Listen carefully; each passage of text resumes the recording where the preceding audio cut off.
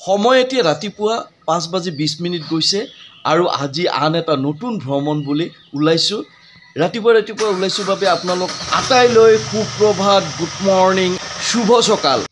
আহি পালো Goalpara rail station আৰু আজিৰ যাত্ৰাটো আমাৰ উজনিমুখী যাত্ৰা।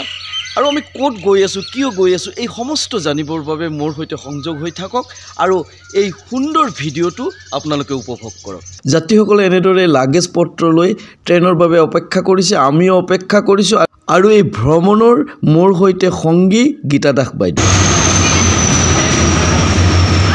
ইতিমধ্যে আমি ট্ৰেইনত উঠিলো আৰু আমাৰ যাত্ৰা আৰম্ভ কৰিলো। তো ফাইনেলি আহি মই উপস্থিত হলো হোজাই জিলাৰ আকাশীগংগাত। আৰু এই আকাশীগংগানো কি, এই সমস্ত জানিবলৈ আৰু ইয়াত কিয় মই আহিলোঁ, এই গোটেইখিনি জানিবলৈ মই এই ভিডিঅ' যোগে প্ৰচাৰ কৰিব ওলাইছোঁ। খুব সৌভাগ্য, এই মুহূৰ্তত মই লগ পালোঁ সদৌ অসম কবি সন্মিলনৰ প্ৰাক্তন সভাপতি প্ৰদীপ শইকীয়া ডাঙৰীয়াক আৰু তেওঁক মই স্বাগতম জনালোঁ। আচলতে ইয়াত চলি আছে সদৌ অসম কবি সন্মিলনৰ মধ্যকালীন অধিৱেশন। আৰু আহক ইয়াত কি চলি আছে এই সমস্তখিনি দেখুৱাবৰ বাবে মই প্ৰয়াস কৰিম। পাৰভেজ, সদৌ অসম কবি সন্মিলনীৰ প্ৰধান সম্পাদক। কবিতাৰ সমদল, কবিতাৰ বাবেও যে এনেদৰে মানুহে হিলদল ভাঙি ওলাই আহিব পাৰে তাকেই আপোনালোকক দেখুৱাব বিচাৰিছোঁ। অসমীয়া কবিতাৰ এয়া জয়যাত্ৰা। চাওক কেনেদৰে বৰ্ণাঢ্য কাৰ্যসূচীৰে আৰম্ভ কৰা হৈছে এই অধিৱেশনৰ শোভাযাত্ৰা। 1987 চনৰ 6 ছেপ্টেম্বৰ তাৰিখে নামৰূপত জন্মগ্ৰহণ কৰিছিল সদৌ অসম কবি সন্মিলন আৰু ইয়াৰ নেতৃত্ব বহন কৰিছিল অসমৰ সুসন্তান, অসমৰ প্ৰখ্যাত কবি, পথাৰ কবি ৰাম গগৈদেৱৰ ছত্ৰছায়াত। আৰু প্ৰতিষ্ঠাপক সাধাৰণ সম্পাদক আছিল প্ৰেম গগৈ। আৰু এয়া সপ্তদশ মধ্যকালীন 12শ অধিৱেশন। আৰু এই বিশাল আয়োজনত এজন আমন্ত্ৰিত কবি হিচাপে অংশগ্ৰহণ কৰিব পাৰি মই নিজেই ধন্য মানিছোঁ। কবিতাক জনমুখী কৰা সদৌ অসম কবি সন্মিলনৰ মুখ্য উদ্দেশ্য। আৰু এই দৃশ্য চাই অনুভৱ কৰিব পাৰি যে সদৌ অসম কবি সন্মিলনে তেওঁলোকৰ উদ্দেশ্যত সফল হৈ আহিছে। আমিও কামনা কৰোঁ এনেদৰে অব্যাহত থাকক অসমীয়া কবিতাৰ জয়যাত্ৰা।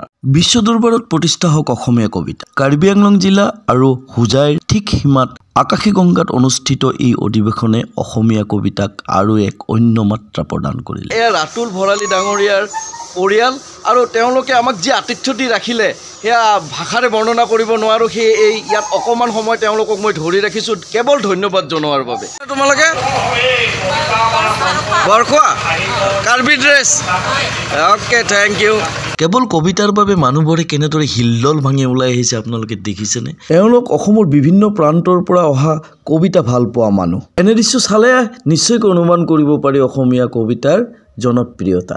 চাওকচোন কেনেদৰে সভাগৃহ মানুহেৰে ঠাহ খাই আছে। যুৱক যুৱতীৰ পৰা জ্যেষ্ঠসকললৈকে চাওকচোন কেনেদৰে আটাইয়ে একেলগে বহি সভাগৃহ শুৱনি কৰি কবিতাৰ ৰস আচ্ছাদন কৰি আছে। সঁচাকৈ অসমীয়া সাহিত্যৰ বাবে এয়া সাংঘাতিকভাৱে ধনাত্মক খবৰ। অসমৰ স্বনামধন্য কবিসকলৰে সুশোভিত মঞ্চ।